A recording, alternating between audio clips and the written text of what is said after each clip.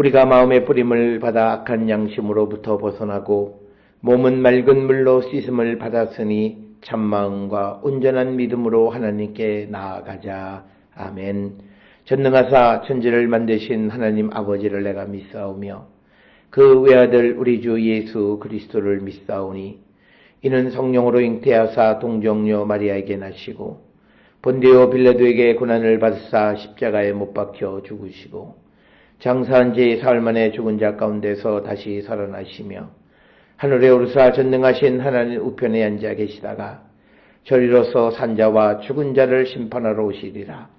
성령을 믿사오며 거룩한 공예와 성도가 서로 교통하는 것과 죄를 사하여 주시는 것과 몸이 다시 사는 것과 영원히 사는 것을 믿사옵나이다. 아멘.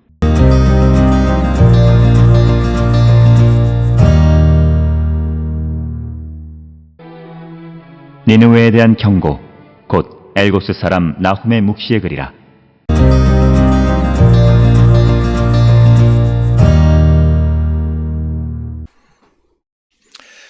오늘 우리가 함께 읽은 나훔서 1장 1절 니느웨에 대한 경고 곧 엘고스 사람 나훔의 묵시의 글이라 라는 이 말씀을 통해서 우리 몇 가지를 생각해 볼 수 있습니다. 첫째는 경고라고 하는 것, 즉 마사라고 하는 것인데 원래 문자적인 의미는 짐이나 부담을 의미합니다.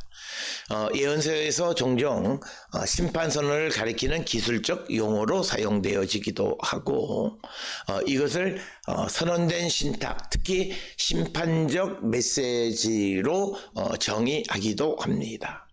그래서 이 마사라고 하는 단어는 이사야, 하박국 등 열방 심판 신탁의 표제로 많이 등장을 합니다. 그래서 나훔서는 단순한 예언이 아니라 특정 민족을 향한 무거운 심판 선언이라고 하는 성격을 가진 책임을 1장 1절의 경고 마사라는 단어를 통해서 알 수 있습니다. 두 번째로 우리가 생각할 것은 니느웨에 대한 경고다라고 하는 말씀에서 니느웨는 고대 근동의 강대국이었던 아수르 제국의 수도였습니다.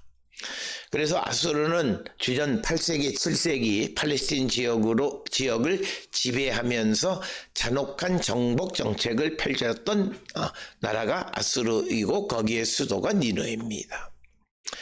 고대 근동 특히 아수르 왕들의 비문은 포로 처형과 도시 파괴를 자랑스럽게 기록하고 있습니다. 그래서 이런 역사적 배경은 나훔의 심판 메시지를 이해하는 데 필수적이고, 그리고 나훔은 단순한 종교적 예언자가 아니라 제국 폭력에 대한 신학적 응답을 제시하는 예언자이다라고 하는 것입니다. 그리고 또 세 번째로 우리가 생각하는 나훔의 묵시에 글하는 묵시, 하손이라고 하는 것. 이것은 계시적 환상을 의미합니다. 이는 단순한 통찰이 아니라 하나님께로부터 주어진 계시적 인식입니다. 그래서 이 용어를 예언자의 소명과 직결된 계시 경험으로 설명을 합니다. 그래서 본문이 책이라고 하는 표현을 사용하는 점에서 예언이 구전에서 기록 문서로 전환되었음을 보여준다, 이렇게 설명할 수 있습니다. 즉 나훔의 묵시의 글, 이렇게 되어 세페르라고 하는 겁니다. 그래서 예언이 구전에서 기록으로 전환되어졌음을 우리가 추측할 수 있다. 그래서 예언이 공동체의 공적 문서로 보존되어져 있었을 것이다 라고 하는 추정을 할 수 있는 그런 근거이다. 그러면서 또 하나 등장하는 것은 엘고스란 지명, 엘고스 사람이라고 하는 겁니다. 지리적 어떤 지역의 출신을 말합니다. 그러나 엘고스의 정확한 위치는 확정되지 않고 여러 성경 사전 등에서 갈릴리 혹은 남쪽 유다 지역을 후보지로 제시하고, 또 어떤 경우에는 이 니느웨 근처를 엘고스로 지정하기도 합니다. 그래서 이 엘고스 사람 그 나훔이라고 하는 것, 그러면 만약에 그가 엘고스가 앞에서 말한 것처럼 다른 어떤 니느웨 근처 지역이라고 한다면 조금 여러 가지 어려운 점이 있습니다. 그래서 일반적으로는 이 엘고스를 유대 지역의 어느 한 곳, 이렇게 추정을 합니다. 그래서 오늘 주시는 본문은 나훔 1장 1절은 첫째는 심판의 대상과 성격을 규명하는 그런 신탁의 표제어이고, 동시에 계시의 성격과 예언자의 정체성을 밝히는 겁니다. 그래서 심판의 대상이 누구냐라고 하는 것, 그래서 니느웨에 대한 경고다라고 하는 것을 말하고 있고, 또 하나는 계시의 성격과 예언자의 정체성, 즉 이것은 엘고스 사람 나훔의 묵시이다라고 하는 겁니다. 그래서 오늘 주시는 이 나훔 1장 1절은 이 우리에게 암시하는 바가 있는데, 그것은 이제 나훔서 전체가 제시하는 것이기도 하지만 하나님은 제국의 폭력에 대해서 침묵하지 않으시는 분이다라고 하는 것. 그래서 니느웨에 대한 경고의 말씀도 주셨다라고 하는 겁니다. 그래서 니느웨 그 나훔 1장 1절은 열방에 대한 심판 신탁이 출발점이다라고 하는 겁니다. 그다음에 두 번째, 계시는 역사적 현실 속에서 주어진다.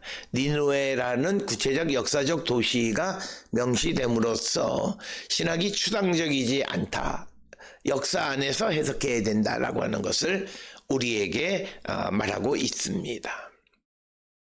그리고 예언은 개인적 체험이 아니라 공동체를 위해서 기록된 말씀이라는 점도 강조합니다. 그래서 오늘 주시는 본문의 말씀에서 개인적 이 말씀이 니느웨에 대한 경고다라고 하는 그런 표제어를 사용하고 있습니다. 그 다음에 하나님의 정의는 언약 백성뿐만 아니라 열방을 향해서도 적용된다는 보편적 주권사당입니다. 그러니까 하나님은 하나님의 백성에게만 관계되시는, 그게 아니라 열방에게도 하나님의 정의는 적용된다라고 하는 것을 우리에게 분명하게 보여주는 그런 말씀이 되겠습니다. 그래서 오늘 주시는 나홈서 1장 1절은 신앙이 제국적 폭력과 구조적 불의에 대해서 신학적으로 응답해야 함을 가르쳐 주는 겁니다. 내가 믿음을 가지고 있다면 믿음 안에서 그 제국의 폭력이나 구조적 불의에 대해서 응답해야 된다는 거죠. 그래서 하나님은 역사 속 권력 구조를 초월하여 심판하시는 주권자이심을 강조합니다.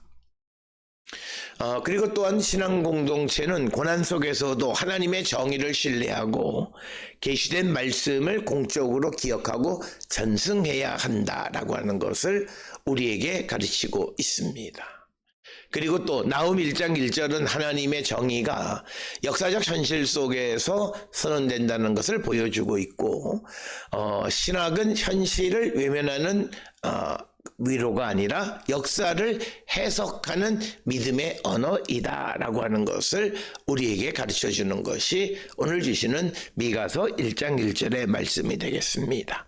오늘 주시는 미가서의 말씀을 통해서 주전 7세기 그 유다의 직면한 상황 속에서 당시를 지배하던 최고의 권력 아시리아 니느웨에 대한 하나님의 경고의 말씀이 어떠한가를 통해서 우리의 자신들을 한 번쯤 성찰하는 그런 귀한 시간이 될 수 있기를 주의 이름으로 축원합니다. 기도하시겠습니다. 하나님 은혜를 감사합니다. 하나님께서는 폭력과 구조적인 불의에 대해서 그가 얼마나 강하든 또 얼마나 위력이 있든 관계하지 않고 심판하시는 분임을 우리에게 보여줍니다. 하나님은 역사 속에서 권력 구조를 초월하여 심판하시는 주권자임을 우리에게 보여주고 있사오니 우리도 하나님에 대한 이 믿음을 갖고 우리가 살아가는 모든 삶에서 하나님의 공의와 정의를 실천하는 자들에게 인도하여 주시옵소서. 예수님의 이름으로 기도드렸습니다. 아멘.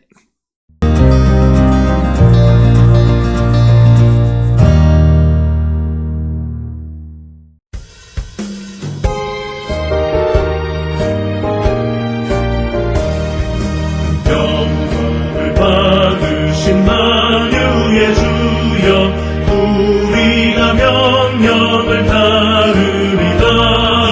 베푸신 은혜를 감사히 알고 진실한 마음으로 섬기겠네.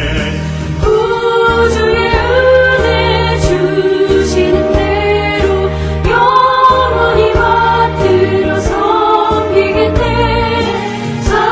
찬송하겠네 찬송하겠네. 생명을 주시는 구주로다. 구주를 높이고 잘 공경하여 온유한 마음으로 섬기리라. 주 예수 안에서 즐거워하며 충성을 다하여 섬기겠네. 구주의 은혜 주시는 대로 영원히 받들어 섬기겠네. 찬송하겠네 찬송하겠네. 생명을 주시는 구주로다.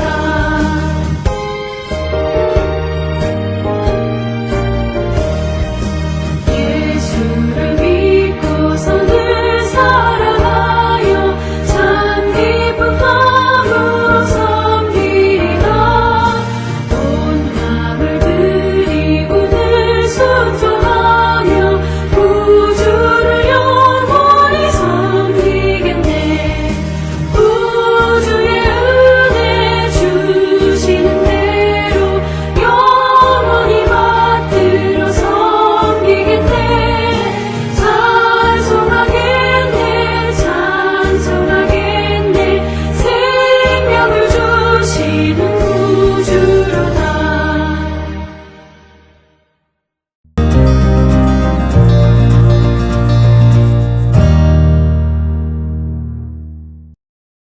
기도하시겠습니다. 이제는 우리 주 예수 그리스도의 은혜와 하나님 아버지의 무한하신 사랑과 성령의 위로 역사 교통하심이, 하나님의 공의와 하나님의 정의는 어디서든 작동하고 있음을 분명히 깨닫고 우리도 하나님의 공의와 정의 아래 살아가기를 결단하며 세상을 향해 나가는 우리 모든 성도들 머리 위에 이제로부터 영원토록 함께 할지어다. 아멘. 주 너를 지키시고 그 얼굴을 내게 돌리시고